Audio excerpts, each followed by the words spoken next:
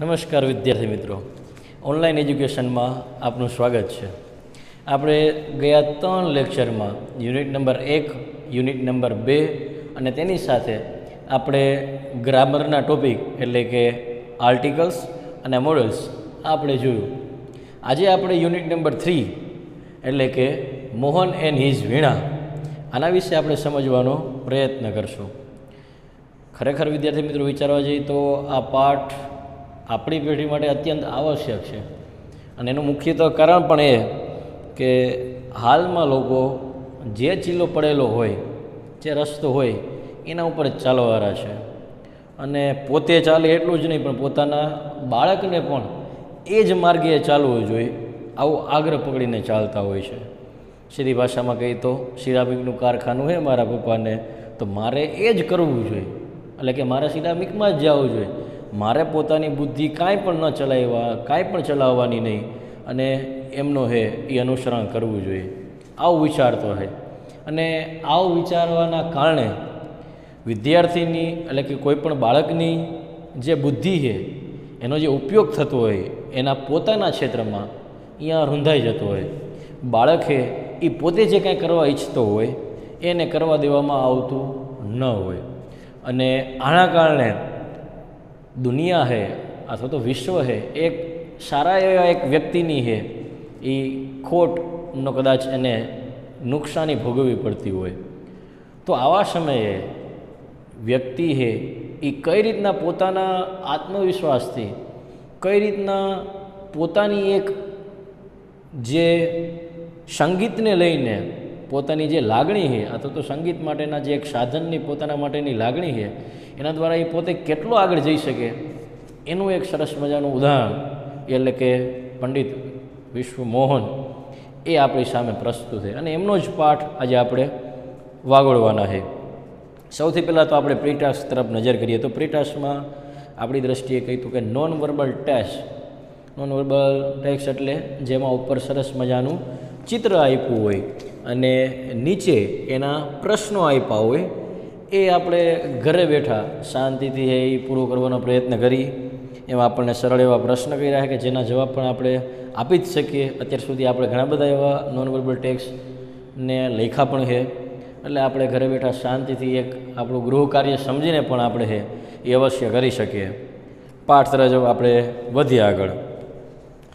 Mohan was born in a family of musicians. મોહનનો જન્મ છે તે બોર્ન એટલે જન્મ in a family of musician એટલે સંગીતકારના કુટુંબમાં મોહનનો જન્મ થયો હતો અને તેથી music was in his blood. સંગીત એ એના લોહીમાં હતું. બરાબર.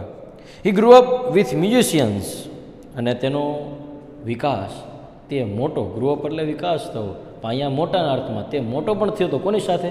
વિથ મ્યુઝિશિયન્સ એટલે સીધી ભાષામાં મોહનને હે એ સંગીતનું જ વાતાવરણ મળ્યું હોય, કારણ કે એના ઘરમાં પણ સંગીતકારો છે, પોતાના લોહીમાં પણ સંગીતના ગુણ છે અને આ રીતના એક સંગીતકારના કુટુંબમાં મોહનનો છે એ જન્મ થાય છે.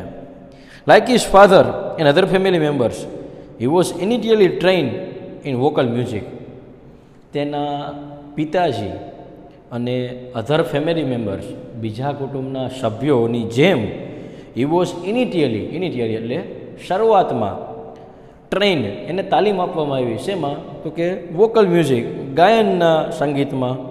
And then he tried his hand at the violin અને પછી પોતાનો એણે હાથ અજમાવ્યો. ટ્રાયડ હિઝ હેન્ડ એટલે કે હાથ અજમાવો. સરસ મજાનો ફ્રેઝ છે, મગજમાં રાખવા જેવું. હાથ અજમાવવો, ટ્રાયડ હિઝ હેન્ડ. પછી એણે પોતાનો હાથ અજમાવ્યો. કેના ઉપર? તો કે વાયોલિન ઉપર. તો આ રીતના શરૂઆતમાં પોતે છે કે ગાયન સંગીતથી શરૂઆત કરે છે અને પછી પોતાનો હાથ એ વાયોલિનમાં અજમાવે. વેન હી વોઝ અબાઉટ 10, જ્યારે 10 વર્ષનો હતો, એ સ્ટાર્ટેડ લાઇકિંગ સિતાર. ત્યારે એને સિતાર પસંદ પડવા માંડ્યું અને સિતાર એ ગમવા માંડ્યું અને he was also train in it. તેને એમાં પણ તાલીમ આપવામાં આવી. And played it for about 3 years અને લગભગ એણે 3 વર્ષ સુધી એણે એ વગાડ્યું પણ ખરા, એટલે કે અભ્યાસ કરીને એને મૂકી ન દીધું પણ 3 વર્ષ સુધી એણે વગાડ્યું પણ ખરા. તો આ રીતના મોહનના એ જીવનની શરૂઆત થાય. કે જેના પ્રાથમિક તબક્કામાં પોતે છે એ ગાયન સંગીતમાં રસ ધરાવતો હોય, ત્યારબાદ વાયોલિનમાં પોતે રસ ધરાવે, એમાં પણ પોતે પ્રયત્ન કરે, ત્યારબાદ એને સિતારમાં રસ લાગે છે, રસ ધરાવે છે, અને એમાં પણ એને છે એ 3 વર્ષ સુધી પોતે અભ્યાસ કરે છે અને એને વગાડે પણ છે. પણ ત્યારે એક ઘટના બને છે. A German lady came to stay with Mohan's family. એક જર્મન સ્ત્રી હોય છે, તે સ્ટે એટલે કે રોકાવા માટે, રહેવા માટે કોની સાથે? વિથ મોહન્સ ફેમિલી, મોહનના કુટુંબની સાથે રહેવા માટે છે એ આવે છે.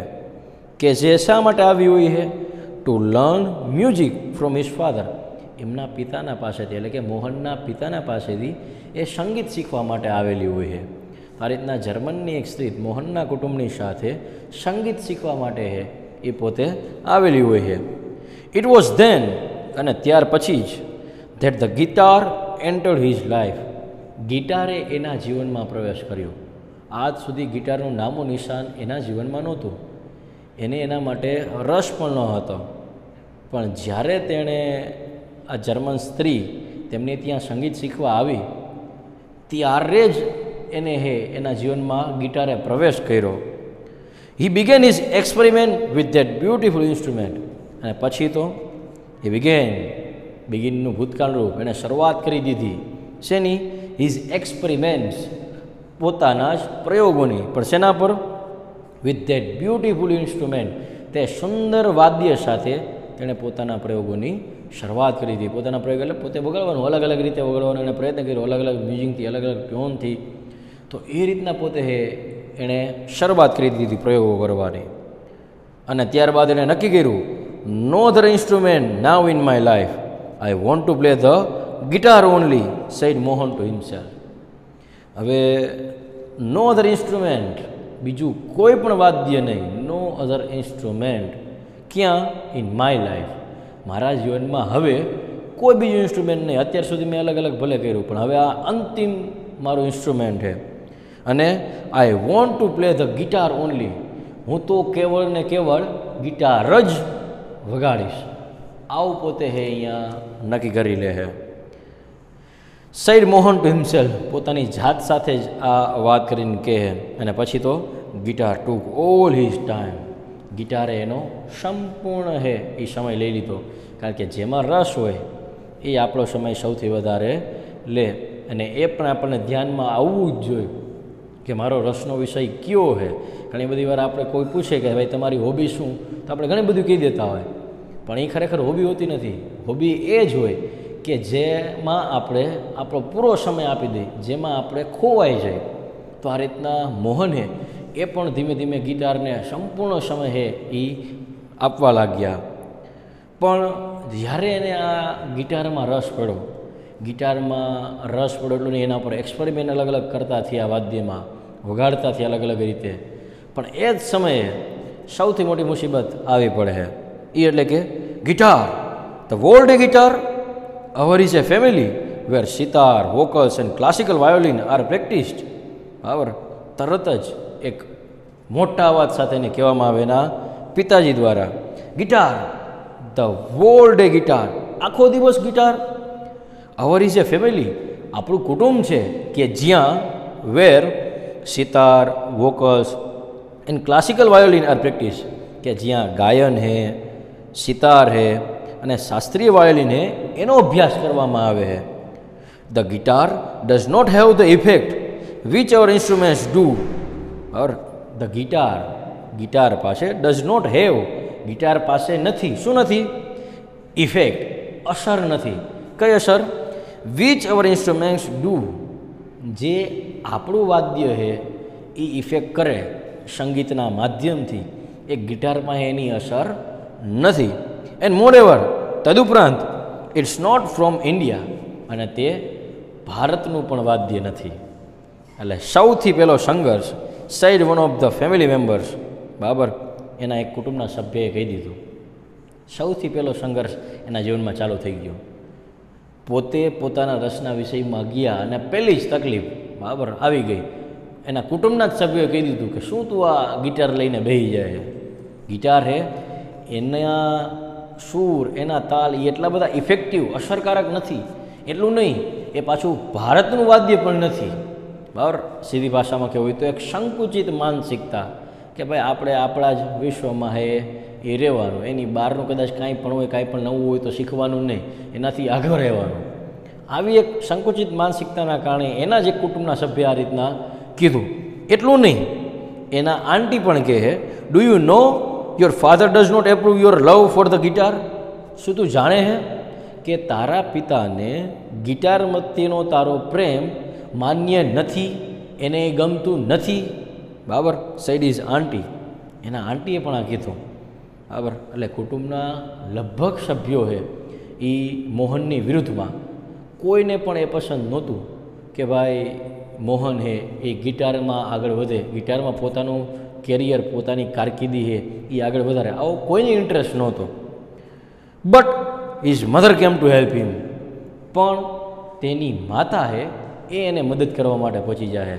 આપણે ખબર છે કે આપણી ગમે એવી મુસીબત હોય, ગમે એટલી તકલીફ હોય, કદાચ કોઈ આપણી સાથે ઊભો રહે કે ન રહે, આપણી માતા હંમેશા આપણી સાથે હોય. ને આપણે ઘણા બધા એના અનુભવો પણ હોય, એ પણ આપણે યાદ કરવા જોઈએ કે એકવાર હે એ અચાનક હે એ કાચનો ગ્લાસ તોડી નાખ્યો હતો, અને પછી કઈ રીતના મને હે મારી માતાએ પપ્પાથી બચાવ્યા હતા. એ જ રીતના એકવાર મેં હે એ રમતા રમતા હે એ કોકના ઘરની બારી તોડી નાખી હતી, તો ત્યારે મારી માતાએ કઈ રીતના આખો જે પ્રસંગ એને શાંત પાડ્યો હતો. આવી ઘણી બધી બાબતો વિશે આપણે હે એ વિચાર કરી શકીએ. એટલે કહેવાનો મતલબ શું છે, મોહનના જીવનમાં પણ એ જ ઘટના બને છે કે ભાઈ એને જે પોતાનો પ્રયત્ન ચાલુ કર્યો હતો એક બીજા વાદ્ય માટે, એમાં કોઈ એને મદદરૂપ નથી થતું. ઉલટાનું એને બધા હે એ ધિક્કારે છે, ઉલટાનું બધા એને વઢે. એ સમયે એની માતા એને હે એ મદદરૂપ બને, એની માતા એને તે સમયે હે એ એને સાથ આપે છે. અને તરત જ શું કહે, let him follow his heart's desire. તેને તેના હૃદયની ઈચ્છાને અનુસરવા દો. એને જે હૃદયની હાર્ટ્સ ડિઝાયર, હૃદયની ઈચ્છા, તેના હૃદયે જે નક્કી કર્યું, એટલે કે તેણે જે નક્કી કર્યું છે, તેણે જે મનમાં નક્કી કર્યું છે, તેના હૃદયમાં જે બાબત નક્કી થઈ છે એને અનુસરવા દો. એટલે વિદ્યાર્થી મિત્રો, આના માધ્યમથી કેવા શું માગે છે, એક જ બાબત, હંમેશા પોતાના હૃદયની વાત સાંભળો. મારું હૃદય એમાં હા પાડે છે? જો હા નહીં પાડતું હોય તો તકલીફ ઊભી થઈ છે. ફોર એક્ઝામ્પલ, આપણને હૃદયથી ભણવાની ઈચ્છા નહીં હોય તો પાકું આપણે અહીંયા આવીને તોફાન કરશું, ગામને હેરાન કરશું, હોમવર્ક કરીને નહીં આવી, પાકું કરીને નહીં આવી, રખડવાનું જ કામ કરશું, આપણે ગામમાં છાપ એક અલગ ઊભી કરશું. શું કામ? કારણ કે આપણને સારી બાબતોમાં એટલે કે ભણવામાં ઇન્ટરેસ્ટ નથી, સીધી બાબત. પણ આપણે હૃદયથી ઈચ્છા છે કે ભણવું છે મારે, તો મારી આસપાસ કદાચ ગમે એવું વાતાવરણ હશે, છતાં પણ હું એમાંથી બહાર નીકળીશ. એમનો હું સામનો કરીને, એમને હું ચૂપ કરીને એનાથી હું આગળ વધીશ. પણ એ હૃદયની ઈચ્છા છે તો. અને અહીંયા એના મમ્મી પણ એ જ બાબત કહે કે એના હૃદયની ઈચ્છા છે કે એને ગિટાર શીખવું છે, તો એને એના હૃદયની ઈચ્છાને અનુસરવા દો. છે ડિક્લેર્ડ, આ રીતના એ પોતે જાહેર કરે છે. અને ત્યાર પછી તો તેની ફાધર સ્ટાર્ટેડ સપોર્ટિંગ હિમ. ત્યારબાદ તો એના પિતાજી પણ જેના વિરોધમાં હતા એટલે એને પસંદ ન હતું કે એનો બાળક છે એ પોતાની પરંપરા અનુસારના જે વાદ્ય છે એ મૂકી દે અને આ એક વેસ્ટર્ન ઇન્સ્ટ્રુમેન્ટ એને પોતાના હાથમાં લે. પણ જ્યારે એની માતાએ કીધું કે નહીં, એને એના હૃદયની ઈચ્છાને અનુસરવા દો, તો એના પિતાજી પણ છે એના સપોર્ટમાં આવે છે. એ પણ એને હે એ મદદરૂપ થવાનું વિચારે. એટલે તરત જ કહ્યું then his father started supporting him. ત્યારબાદ એના પિતાએ પણ એને સહારો આપવાનું છે એ શરૂ કરી દીધું. He was ઓવરજોઈડ. અને પછી તો એનો ઉત્સાહ વધી ગયો. ઓવર આનંદ તો હતો જ ગિટાર શીખવાનો, પણ એના પિતાજી પણ એને સહાય કરવા માંડ્યા. આપણા ઘરમાં આપણે કોઈ પણ નવું કામ કરતા હોય ને આપણને કોઈ અહીંયા આવીને વાહો થપથપાવે અથવા તો આપણા વખાણ કરે અથવા કે તમે તારે આગળ વધ, હું તારી હારે હું, તો આપણને પણ આનંદ થાય. એમ મોહનને પણ હે એના આનંદમાં વધારો થયો. એન્ડ ડિસાઇડેડ, અને ત્યારે નક્કી પણ કરે શું, to modify this western instrument. આ વેસ્ટર્ન ઇન્સ્ટ્રુમેન્ટ છે એટલે કે પાશ્ચાત્ય વાદ્ય છે, એમાં એ મોડિફાય સુધારા વધારા કરશે. સુધારા વધારા કરીને એક નવું છે એ વાદ્ય પોતે નિર્માણ કરશે. આવું પોતે એ જ વખતે છે એ નક્કી કરી લે છે. He try to make it suitable for playing pure Indian classical music. He try to make it, એ પ્રયત્ન કરશે, ટ્રાયડ ટુ મેક ઇટ બનાવવા માટે. શું બનાવવા માટે પ્રયત્ન કરશે? સ્યુટેબલ યોગ્ય બનાવવા માટે પ્રયત્ન કરશે. શેના માટે યોગ્ય બનાવે છે? For playing pure Indian classical music, જેના માધ્યમથી શુદ્ધ ભારતીય શાસ્ત્રીય સંગીત વાગી શકે, જેના સૂર અથવા તો જેનામાંથી એ ટ્યુન એ શુદ્ધ ભારતીય શાસ્ત્રીય સંગીત એ વાગી શકે એવું આ ગિટારનું એ ફોર્મ બનાવશે. એટલે કે એવી ગિટારની શોધ કરશે જેના માધ્યમથી ભારતીય શાસ્ત્રીય સંગીતનો હે એ ટ્યુન, એનો જે સ્વર છે, એનો જે રણકો છે એ સંભળાય, એના માટે યોગ્ય આ ગિટારને બનાવશે એવું એ પોતે નક્કી ત્યારે કરે છે. He spend 2 more years with guitar only. તે 2 વર્ષ ગિટાર સાથે જ, ફક્ત ને ફક્ત ગિટાર સાથે જ વિતાવે છે, ખર્ચે છે. એટલે સીધી ભાષામાં ગિટાર વગાડવા માટે અથવા તો ગિટારને હે એના પર પ્રેક્ટિસ કરીને ગિટાર હે પોતે વગાડી શકે સારામાં સારી રીતે, એના માટે 2 વર્ષ પોતે ખર્ચી નાખે છે. તો આ રીતના મોહનને હે એ મુસીબત આવે છે, ત્યારબાદ મુસીબતમાંથી પોતે બહાર નીકળીને પોતે એના માટે અનુકૂળ બનવાનો પ્રયત્ન કરે છે અને બને છે. પણ ત્યારબાદ ફરી પાછી એક મુસીબત, કારણ કે જેને પ્રવાહની વિરુદ્ધ તરવું છે એને સંઘર્ષોનો સામનો હંમેશા કરતો જ રહેવાનો છે, અને મોહનને પણ એવું થાય છે. ઓર શું ઘટના બને છે? One evening there was a gathering of close family friends. એક સાંજે ધેર વોઝ એ ગેધરિંગ, તેઓ એકત્રિત થયા હતા. કોણ એકત્રિત થયા હતા? ક્લોઝ ફેમિલી ફ્રેન્ડ્સ, કુટુંબના જે નજીકના મિત્રો હોય અને કુટુંબ છે એ બધા ભેગા થયેલા હતા. ઇન ધીસ સ્મોલ ગેધરિંગ, અને આ નાના એવા સમૂહમાં, એટલે કે આ નાના એવા એમના મેળાપમાં Mohan's brother, sister and nephew who were also performing artists played music on their classical instruments. તો આ ગેધરિંગમાં, આ મેળાપમાં મોહનના ભાઈ છે, એમની બહેન છે, એમના ભત્રીજાઓ કે જેઓ પણ એક પરફોર્મન્સ આપનાર કલાકારો છે, એટલે કે આપણી ભાષામાં સ્ટેજ પરફોર્મન્સ કરનારા કલાકાર છે કે જેમને સ્ટેજ ઉપર છે એ પોતાના ઇન્સ્ટ્રુમેન્ટને વગાડીને પોતાની કળા પ્રદર્શિત કરી છે. તો આ રીતના એમના ભાઈ બહેન અને એમના ભત્રીજાઓ આ બધા શું કરે અહીંયા એ મેળાપમાં? Played music on their classical instrument, પોતાના શાસ્ત્રીય વાદ્યમાં સંગીત વગાડે છે.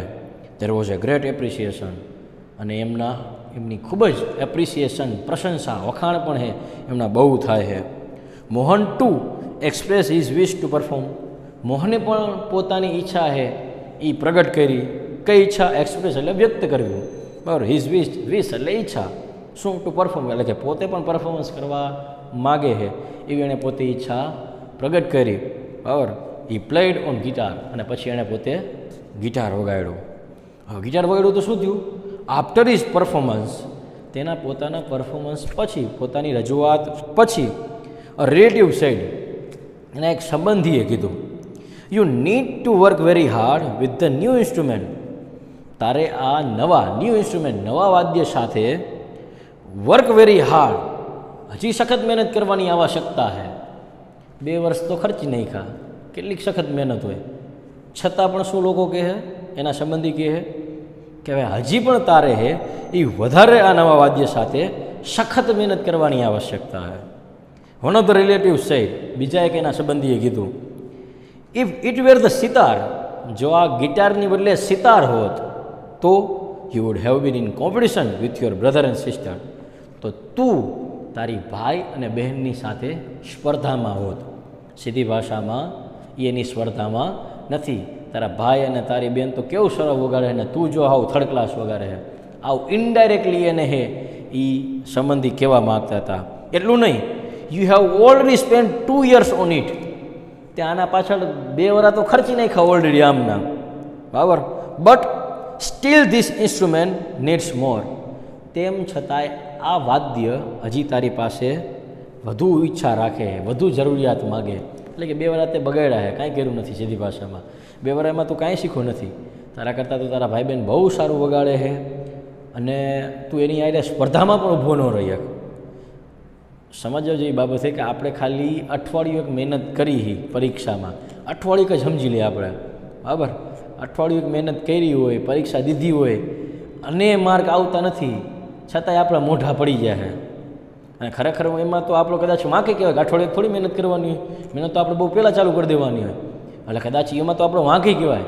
પણ હાલો એવડી મહેનત કરી ખાલી અઠવાડિયાની, અને છતાંય માર્ક ન આવ્યા ને છતાંય કોઈ કંઈક કીધું તોય આપણું મોઢું કેવડું થઈ જાય, આપણો મગજનો પારો એ કેટલો વહી જાય.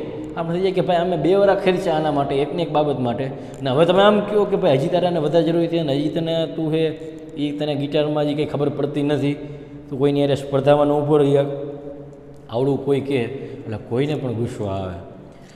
એટલે આ રીતના એના સંબંધીઓ એની હે પ્રશંસા કરવાનું તો આઘું રહ્યું, કાંઈ ન બોલે તોય વાંધો નહીં, પણ એની પ્રશંસા કરવાની બદલે એની નિંદા ચાલુ કરી. હજી એક વ્યક્તિ બોલે એ રીતના, બરાબર, after his performance someone said, એના રજૂઆત પછી કોઈકે આવી રીતના કીધું હતું અહીંયા, the sitar sound is like a flowing stream. સિતારનો જે અવાજ છે તે ફ્લોઈંગ સ્ટ્રીમ, વહેતા ઝરણા જેવો હોય. ફ્લોઈંગ એટલે વહેતું, સ્ટ્રીમ એટલે ઝરણું, વહેતા ઝરણા જેવો હોય, જાણે કે નિરંતર વહેતો રહેતો હોય, બરાબર. જ્યારે your instrument doesn't have the depth, તારા ઇન્સ્ટ્રુમેન્ટમાં, તારા એ વાદ્યમાં એ ઊંડાઈ છે જ નહીં. આ રીતના એને અહીંયા કહી દેવામાં આવે છે. યેટ અનધર સાઈડ, બરાબર, your brothers play the violin. બીજો હજી એક વ્યક્તિ એ રીતના બોલી જાય કે તારા ભાઈએ એ વાયોલિન વગાડ્યો. હી સૂર એન્ડ તાર આર સો બ્યુટિફુલ. એના સૂર અને તાલ, સંગીતની ભાષામાં બે એના પારિભાષિક શબ્દ સૂર અને તાલ, એ બંને કેવા હતા? આર સો બ્યુટિફુલ, બહુ જ સુંદર, બરાબર, મનને ગમે એવા હતા. What are you doing with this instrument? પણ તું આ ઇન્સ્ટ્રુમેન્ટ સાથે, તું આ વાદ્ય સાથે શું કરતો હતો ભાઈ? બરાબર, એટલે તારી ભાષામાં તે વગાડ્યું એ શું, મને તો કાંઈ હુઈ જ નથી પડતી, બરાબર, ઢીંચક ઢીંચક મજા આવી વગાડતું તો કે શું, કંઈ ખબર ન પડી તારું સંગીત હતું કે નહીં. સંગીતકારો એને ખબર પડે કે ભાઈ સંગીત કહેવાય કે નહીં, આપણે જવાને કદાચ ન પડે, પણ એને જ ખબર પડે. પણ એને ખબર પડે છતાં એણે શું કીધું એવું કે ભાઈ તું શું કરતો તારા ઇન્સ્ટ્રુમેન્ટ અરે વાદ્ય સાથે, ખબર ન પડી કાંઈ. જ્યારે તારા ભાઈના સૂર અને તાલ વાયોલિનના પરફેક્ટ હતા એકદમ. આ રીતના એની ટીકા કરવામાં આવે છે, આ રીતના એની નિંદા કરવામાં આવે છે. અને એક બે નહીં, કેટલાય લોકો આ રીતના નિંદા કરે. આપણે જોયું ચારના તો આપણે વાત કરી, એના 2 રિલેટિવ છે ને 2 બીજા વ્યક્તિઓ એની નિંદા કરી કે ભાઈ તારું ઇન્સ્ટ્રુમેન્ટ કાંઈ છે જ નહીં. આ રીતની એની નિંદા કરવામાં આવી. અને એના કારણે મોહન વોઝ ડિપ્રેસ્ડ. મોહને એ હતાશ થઈ જાય and cried for the whole night. અને આખી રાત પોતે રડે છે. He had already given 2 years of his life to this instrument. એણે પોતાના જીવનના ઓલરેડી 2 વર્ષ તો આપી જ દીધા હતા, છતાંય લોકોનું શું કહેવું છે કે ભાઈ તું શું કરે ભાઈ આની રે, તું વાદ્ય વગાડે, એના સુરતાલ કાંઈ હે ઠેકાણે કે નહીં કાંઈ. લોકો એની પ્રશંસા ન કરે કાંઈ નહીં, ન કાંઈ બોલે તો પણ કાંઈ નહીં, પણ નિંદા ચોખ્ખી એની સામે કરે કે તું કરે શું. આટલી નિંદા એની હે એ જ્યાં બધા ભેગા થયા હોય છે પર એમની વચ્ચે કરવામાં આવે છે, જેના કારણે મોહન એકદમ હતાશ થઈ જાય. મોહન ડિપ્રેશનમાં આવી જાય કે ભાઈ હવે મારે કરવું શું. પણ એ શું કરે છે, કારણ કે દરેક વ્યક્તિના જીવનમાં આવી એક બાબત, આવો એક પ્રસંગ બનતો જ હોય જ્યારે પોતે કંઈક નવું કરવા ઈચ્છતો હોય. પોતાને કંઈક નવું કરવું છે તો નવું કરવામાં આપણે કહીએ ને કે કેટલાય વિઘ્ન આવવાના છે. જે મોહનના આપણે જીવનમાં જોયું એમ તમે બીજા મહાન કેટલાય ચરિત્ર લઈ લો, એમના જીવનમાં પણ આવી કેટલી છે એ અડચણો આવેલી છે. પણ મહાપુરુષો એ વખતે શું કરે તો એ વખતે પોતાની બુદ્ધિને સ્થિર રાખીને પોતે કંઈક નિર્ણય લેતા હોય. જ્યારે આપણે શું કરતા હોય તો કે આપણે આપણી બુદ્ધિને બંધ કરીને તરત જ જે રાહે સમાજ હાલે એ રાહે ચાલવાનો પ્રયત્ન કરતા હોય. તો મોહન શું કરે છે આવી સ્થિતિમાં એ આપણે આવતા લેક્ચરમાં એ જોઈશું. નમસ્કાર વિદ્યાર્થી મિત્રો, આપનું ઓનલાઈન અભ્યાસમાં આપનું સ્વાગત છે. આજે આપણે WH ક્વેશ્ચન્સ ગ્રામરનો નાનો એવો ટૉપિક કે જેનો અભ્યાસ આપણે ધોરણ 7, 8માં પણ કરી ચૂક્યા હોય, ઘણા બધા WH વાળા પ્રશ્ન આપણે સમજી પણ ચૂક્યા હોય, તેનો આપણે આજે અભ્યાસ કરવાનો પ્રયત્ન કરશું. WH ક્વેશ્ચન્સમાં મુખ્ય કોણ કોણ તો આપણને ખબર કે એક તો વુ છે, બરાબર, બીજું વોમ છે, ત્રીજું વાય છે, ચોથું વેર છે, પાંચમું વીચ છે, છઠ્ઠું વેન છે, સાતમું વૂઝ, આઠમું વાય વોટ. બરાબર. તો આ રીતના વુ, વુમ, વાય, વેર, વીચ, વેન, વૂઝ અને વોટ આટલા આપણા WH વાળા પ્રશ્ન હોય છે. હવે આપણે એને સમજવાનો સહજતાથી પ્રયત્ન કરીએ કે એનું ભાષાંતર શું હોય. તો કે વુ એટલે કોણ, વુમ એટલે કોને, વાય એટલે શા માટે, વેર એટલે ક્યાં, વીચ એટલે કઈ, વેન એટલે ક્યારે, વૂઝ એટલે કોનું, વોટ એટલે શું. આ એમના ભાષાંતર. વુ એટલે કોણ, વુમ એટલે કોને, વાય એટલે શા માટે, વેર એટલે ક્યાં, વીચ એટલે કઈ, વેન એટલે ક્યારે, વૂઝ એટલે કોનું અને વોટ એટલે શું. હવે એ ક્યાં વપરાય? તો કે વુ કોણ એ કર્તાના સ્થાને વપરાય. બરાબર. એ જ રીતના વુમ હે એ કર્મના સ્થાને વપરાય. પણ એમાં જે બાબત ધ્યાનમાં રાખવાની છે શું? તો કે કર્મ કેવું હોય? તો કે સજીવ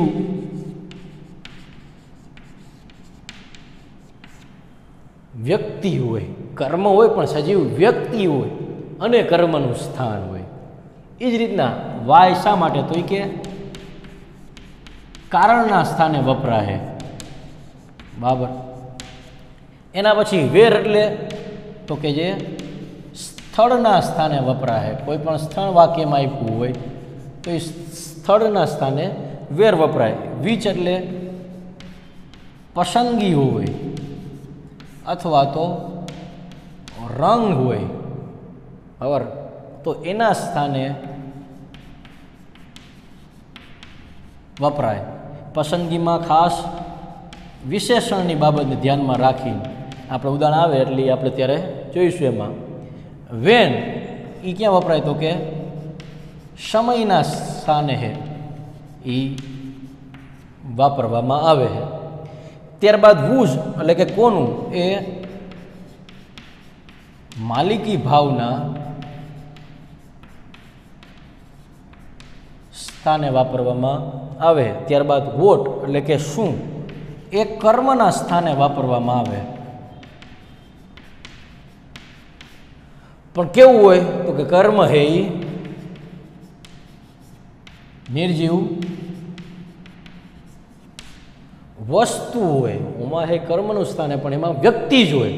જ્યારે આમાં હે એ નિર્જીવ વસ્તુ હોય. તો આ રીતના આપણે જોયું કે ભાઈ વુ એટલે કોણ કર્તાના સ્થાને છે, વુમ એટલે કોને જે કર્મના સ્થાને વપરાય છે, વાય એટલે સ્થાને શા માટે તો એ કારણના સ્થાને વપરાય, વેર એટલે ક્યાં એ સ્થળના સ્થાને વપરાય, વીચ એટલે કઈ એ પસંદગીના એટલે કે રંગના સ્થાને વપરાય, વેન એટલે ક્યારે સમયના સ્થાને વપરાય, વૂઝ એટલે કોનું માલિકી ભાવના સ્થાને વપરાય અને વોટ એટલે શું એટલે કે કર્મના સ્થાને એ વાપરવામાં આવે છે. હવે આપણે પ્રત્યેકને હે એ ઉદાહરણ તરીકે જોવાનો પ્રયત્ન કરીએ. સૌથી પહેલાં વુનું આપણે જોઈએ તો એ તો સિમ્પલ બાબત છે. બરાબર. ઉદાહરણ તરીકે આપણે કહીએ તો કે ભાઈ કૌશિક રીડ્સ એ નોવેલ. બરાબર. તો કર્તાનું સ્થાન કયું થાય? કૌશિક. તો આ કૌશિકની નીચે અંડરલાઈન હોય તો વાક્ય શું બને? પ્રશ્નાર્થ વાક્ય WH થી. તો કૌશિકની જગ્યાએ સીધું વુ લાગે કારણ કે કૌશિકનું સ્થાન શેનું છે? કર્તાનું સ્થાન છે. તો કર્તાના સ્થાને જ્યારે પ્રશ્ન વાક્ય બનાવવાનું થાય એની નીચે અંડરલાઈન હોય તો શેનાથી બને? વુ. તો પ્રશ્ન વાક્ય શું બનશે? Who reads a novel. બરાબર. એ રીતે સમજી લઈએ કે ભાઈ Sameer flies the kites. Sameer flies the kites. સમીરની નીચે અંડરલાઇન છે તો પ્રશ્ન વાક્યનું શું બને શેનાથી બને સમીરને કર્તાનું સ્થાન એટલે તરત જ શેનાથી બને તો કે ભાઈ સમીર એટલે કર્તા હે તો કર્તાનું સ્થાન એટલે વુ ફ્લાઇઝ ધ ગાઇડ્સ આ રીતના પ્રશ્ન વાક્ય બને તો WHમાં વુ કર્તાનું સ્થાન હોય એટલે શેનાથી પ્રશ્ન વાક્ય બને છે તો કે વુથી હે પ્રશ્ન વાક્ય બને બરાબર એના પછી આપણે જોવા જઈએ બરાબર તો બીજી બાબત એ એટલે કે વુમ જે આપણે કર્મનું સ્થાન હોય ને સજીવ વ્યક્તિ છે ઉદાહરણ આપણે એનું જોવા જઈએ તો Mihir meets the principal Mihir meets the પ્રિન્સિપાલને મળ્યો મિહિર કર્તાનું સ્થાન મીટ્સ ક્રિયાપદ તો ક્રિયાપદ પછી શું હોય કર્મ પણ આ કર્મ કેવું છે ધ પ્રિન્સિપાલ સજીવ વ્યક્તિ છે તો એના હિસાબે પ્રશ્ન વાક્ય શેનાથી બને તો આપણે કીધું વુમ બરાબર એટલે પ્રશ્ન વાક્ય શું બને વુમ પછી સહાયકારક ક્રિયાપદ આમાં છે નહીં પણ સાદો વર્તમાન કાળ છે એટલે સાદા વર્તમાન કાળને અહીંયા એક વચનના કર્તાના કારણે શું આવે વુમ ડઝ એના પછી કર્તા વુમ ડઝ મિહિર મીટ તો પ્રશ્ન વાક્ય શેનાથી બન્યું વિદ્યાર્થી મિત્રો વુમથી ક્યારે જ્યારે કર્મ નીચે અંડરલાઈન હોય અને કર્મ શેમાં હોય સજીવના રૂપમાં હોય ત્યારે શેનાથી બને છે વુમથી પ્રશ્ન વાક્ય બને ત્યારબાદ વાય બરાબર પહેલાંનું હતું આ બીજાનું ઉદાહરણ છે હવે આપણે જોઈએ ત્રીજાનું ઉદાહરણ ઓર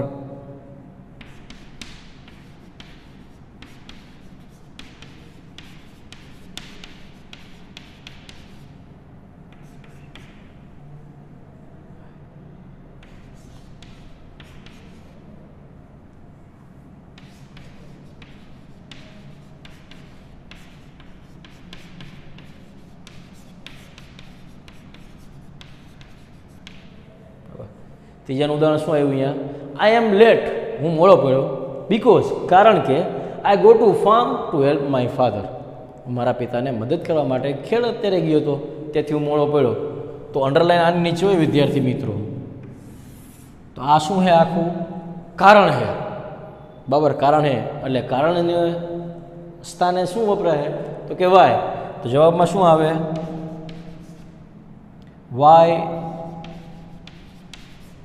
આર યુ લેટ કોઈ પૂછે તમને તો શું પૂછે અહીંયા વાય એમ યુ લેટ એમ ન પૂછે કારણ કે પોતે પોતાને ન કહીએ કે સામે પ્રશ્ન કરવાનો થાય એટલે શું થઈ જાય વાય આર યુ લેટ તો આપણે શું કહીએ I am late because I go to farm to help my father તો આ રીતના હે ઈ વાય બરાબર એનાથી આપણે જોયું એના પછી ચોથી બાબત કદાચ આપણે વિચારવા જઈએ બરાબર તો ચોથી બાબતની દ્રષ્ટિએ શું છે અહીંયા વેર સ્થળનું સ્થાન આપણી સામે એણે રાખ્યું છે બરાબર તો સ્થળના સ્થાનની દ્રષ્ટિએ આપણે કદાચ જોવા જઈએ એક્ઝામ્પલ બરાબર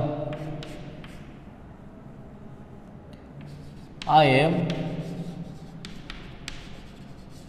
ગોઈંગ ટુ માર્કેટ માર્કેટની નીચે અંડરલાઈન હેઠું માર્કેટ નીચે કે ભાઈ હું માર્કેટમાં જઈ રહ્યો છું માર્કેટ તરફ જઈ રહ્યો છું બરાબર તો ક્યાં જઈ રહ્યો છે તો કે માર્કેટ તરફ એટલે ક્યાંને સ્થાને શું આવે માર્કેટ આવે પણ માર્કેટ નીચે અંડરલાઈન હોય એટલે કોણ આવે તો કે ક્યાં એટલે કે વેર તેનો પ્રશ્ન વાક્ય શું બને વેર આર યુ ગોઈંગ તો ક્યાં જઈ રહ્યો છે તો કે હું માર્કેટમાં જઈ રહ્યો છું તો આ રીતના સ્થળના સ્થાને હે એ વેર હે એ મૂકવામાં આવે એના પછી આપણે જોઈએ પાંચમું વિચ બરાબર એમાં આપણે કીધું હતું કે ભાઈ પસંદગી હોય ખાસ કરીને વિશેષણની દ્રષ્ટિએ બરાબર અને સાથે સાથે રંગ હોય તો એમાં હે એ આપણે વીચનો ઉપયોગ કરવામાં આવે એટલે કે પસંદગી એટલે કે ખાસ કરીને વિશેષણ હોય પણ મને સુંદર ફૂલો ગમે તમને કેવા ફૂલો ગમે which flowers do you like એ રીતના અહીંયા આપણે ઉદાહરણ જોઈએ તો my sister like pink sari મારી બહેનને ગુલાબી સાડી ગમે છે કઈ સાડી ગમે ગુલાબી રંગની દ્રષ્ટિએ આવ્યું તો રંગ આવ્યો એટલે શું આવી જાય? વિચ. પણ એમાં યાદ રાખવાનું વિદ્યાર્થી મિત્રો કે એના પછીનો આવતો શબ્દ છે એ આપણે પહેલાં લખી લેવાનો, બરાબર? એટલે કે વિચ સારી, એના પછી બરાબર, એના પછી આપણે જે છે ડઝની દ્રષ્ટિએ સાદો વર્તમાન કાળ છે, ડઝ માય સિસ્ટર લાઈક, મારી બેનને કેવી સાડી ગમે છે? તો કે પિંક સાડી ગમે છે. તો આ રીતના પિંકની નીચે અંડરલાઈન હતું, બરાબર? તો એના હિસાબે ક્યાં પ્રશ્ન ચિહ્ન શેનાથી બન્યું પ્રશ્ન વાક્ય? WHમાં વિચથી પ્રશ્ન વાક્ય બન્યું. એના પછી van.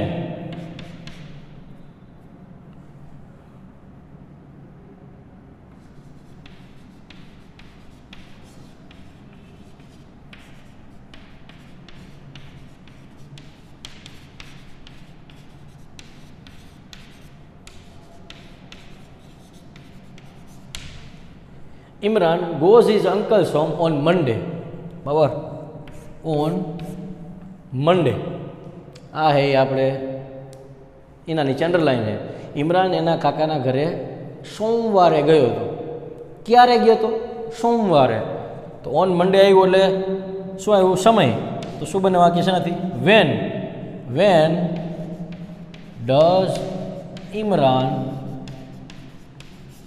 Go his uncle's home. શેનાથી પ્રશ્ન વાક્ય બન્યું? વેનથી. એટલે કે સમયની દ્રષ્ટિએ આવ્યું એના બદલે અમે સમજી લો કે અહીંયા ઓન મને લખ્યું એટ 8 o'clock, આવું કોઈ પણ લખ્યું તો પણ શું આવે અહીંયા? વેન. કારણ કે સમયની દ્રષ્ટિએ કોણ વાપરવામાં આવે છે? વેન. ત્યારબાદ આપણે જે જોવાના અહીંયા એટલે કે વૂઝ. વૂઝમાં આપણે કીધું કે માલિકી ભાવનો પ્રગટીકરણ એ થતું હોય, બરાબર? માલિકી ભાવ વાક્યની અંદર રહેલું હોય.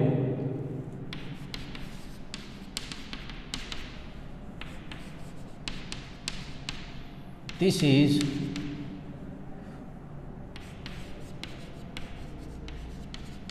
Ramesh car. This is Ramesh car અને અંડરલાઈન છે રમેશ. આ રમેશની ગાડી છે, એટલે કે રમેશ એનો માલિક છે, ગાડી એની છે, માલિકા ભાવ એકબીજા રહે.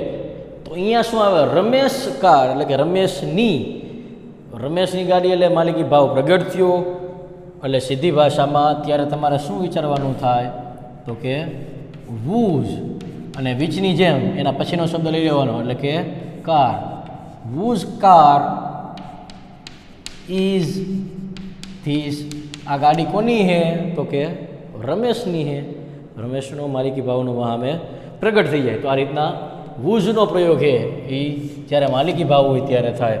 અને અંતે 8મું એટલે કે વોટ. વોટ એટલે શું? આપણે ઘણી વાર રમત કરતા હોય ને, વોટ એટલે શું? શું પણ વોટ એટલે શું?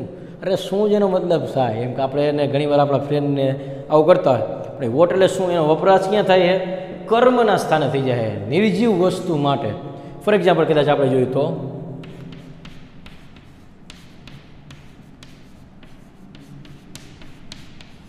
આઈ કટ એન એપલ, બરાબર? મેં સફરજન કાપ્યું, બરાબર? કરતા ક્રિયાપદ અને એન એપલ શું થઈ જાય અહીંયા? કર્મ. આ કર્મ કેવું છે પાછું? નિર્જીવ. નિર્જીવ કર્મ હોવાના કારણે શું વાપરવામાં આવશે અહીંયા? વોટ, બરાબર? તો અહીંયા એનું પ્રશ્ન વાક્ય બને ત્યારે શું બને? તો કે વોટ ડુ યુ કટ. તો શું કાપી રહ્યો છે? શું કાપી રહ્યું છે? શુંનો ભાવ. તો અહીંયા શું આવ્યું? વોટનો ઉપયોગ થયો. તો આ રીતના વિદ્યાર્થી મિત્રો આપણે WHનો હે ઉપયોગ આપણે જોયો એના ઉદાહરણ સહિત. હવે તમને થોડી ઘણી હે એ બાબતની હાઇલાઇટ કરી દઉં કે જેમાં તમને ખબર પડી જાય, બરાબર? હાઇલાઇટ એટલે સમજવાની દ્રષ્ટિએ કે ભાઈ હું તો આપણે કીધું છે સ્પષ્ટ રીતે કર્તાના સ્થાને, એમાં કોઈ એવી ખાસ નિશાની છે નહીં. પણ નિશાની તરીકે કેવું હોય તો ભાઈ પહેલાં જ વાક્યમાં જ્યારે પહેલાં જ નીચે અંડરલાઈન હોય બને ત્યાં સુધી, અને કરતા હોય તો અહીંયા હંમેશા વુ વપરાય. બીજું વૂમ એટલે કોને? કર્મનું સ્થાન પાકું પણ સજીવ વ્યક્તિ, અને એ જ એની નિશાની. જેમ કર્તાની નિશાની શું છે? કર્તાના સ્થાને આવેલો જે શબ્દ હોય એના નીચે અંડરલાઈન હોય એમ આની નિશાની પણ એ જ કે સજીવ વ્યક્તિ કર્મના સ્થાને હોય ત્યારે હુમ વપરાય, વાય એટલે કારણના સ્થાને એમાં નિશાની તરીકે તમે શબ્દ વાપરી શકો.